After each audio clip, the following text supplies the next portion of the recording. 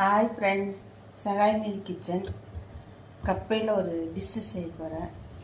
இந்த மாதிரி நீங்கள் 1 கிலோ கப்பை இந்த மாதிரி கட் பண்ணி வாஷ் பண்ணி வச்சுருக்கேன். குக்கரில் இது செய்யணும்.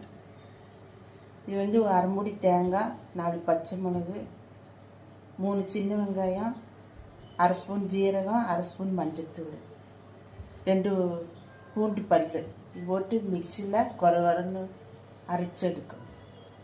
குக்கர் அடுப்பில் வச்சு தண்ணி ஊற்றி வச்சுக்கோங்க. தேங்காய் இதை அரைச்சி போடணும். இந்த மாதிரி கொரன்னு அரைச்சிக்கோங்க. ரொம்ப பேஸ்ட்டாக அரைக்க வேண்டாம். இதையே இதில் தேங்காயும் இந்த கப்பையில் ஓடணும். கப்பக்கிழங்கு போட்டு தண்ணி ஊற்றிக்கோங்க. உப்பு உங்களுக்கு தேவையான அளவு போட்டு கொஞ்சம் கருவேப்பிலை போட்டுக்குங்க. போட்டு ஒரு இலக்கு இறக்கிட்டு இது ஒரு 6 விசில் விட்டுருங்க. குக்கர் மூடி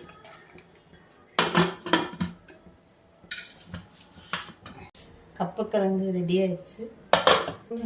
தேங்காய் ஊற்றிக்கங்க. தேங்காய் ஊற்றி இறச்சி விட்டுருங்க. அவ்வளோதான், கப்பை ரெடி ஆகிடுச்சு. நீங்கள் இந்த மாதிரி செஞ்சு சாப்பிடுங்க, நல்லா டேஸ்ட்டாக இருக்கும். சாப்பிடாத பிள்ளையோட இந்த மாதிரி செஞ்சு சாப்பிடுங்க. இதில் மீன் குழம்பு ஊற்றி சிக்கனும் வச்சு சாப்பிட்லாம். நல்லா டேஸ்ட்டாக இருக்கும். இது மாதிரி சாப்பிடாத பிள்ளைங்க கூட செஞ்சு சாப்பிடுங்க, கொடுங்க, நல்லா சாப்பிடுவாங்க.